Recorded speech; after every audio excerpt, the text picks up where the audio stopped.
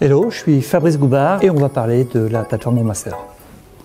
Vis-à-vis d'étudiants, c'est quand même un énorme progrès puisque c'est une plateforme qui est unique pour tous les étudiants, avec un calendrier unique aussi. Vous connaissez les échéances, vous connaissez un petit peu comment ça va se passer. Vous avez possibilité de regarder un petit peu par rapport à votre profil, par rapport à vos affinités pour continuer vos études, de regarder un peu tous les masters qu'il y a en France et de choisir le parcours que vous préférez. C'est un énorme progrès par rapport au reste. Les inscriptions Mon Master, vous pouvez déjà aller sur la plateforme pour regarder un peu toutes les propositions, tous les masters possibles. Il faudra attendre autour de 3 semaines pour pouvoir candidater. Et vous avez 1 mois pour candidater sur les différents parcours, 10 vœux de part et d'autre, formation initiale d'une côté, formation professionnelle de l'autre, en alternance, qui vous permet justement de choisir tous les masters possibles. Et je voudrais porter accent là-dessus.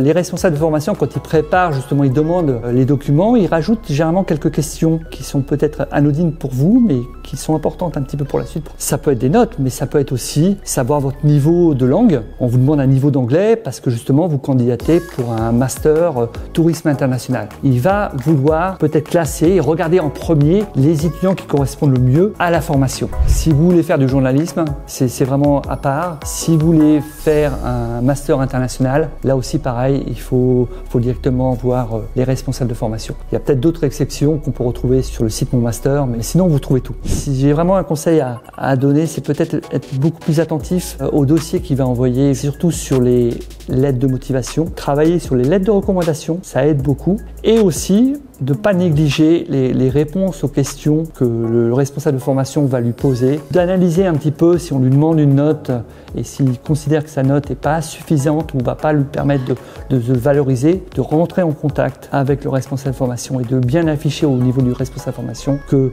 c'est ce master qu'il veut et que si sa note est pas bonne, il y a peut-être d'autres arguments qui lui permettent de valoriser son travail et de le dire. Bon, il y a un déroulé, il y a une concession de copie, rester en contact avec le responsable de formation, recueillir un peu son sentiment et puis d'avancer, et c'est comme ça qu'il a des chances d'être accepté là-dessus. Voilà, c'est tout ce qu'il fallait savoir sur mon master. Si tu as des questions, tu peux les laisser au niveau des commentaires. Et pour la suite, ça se passe sur diplomeo.com. Salut!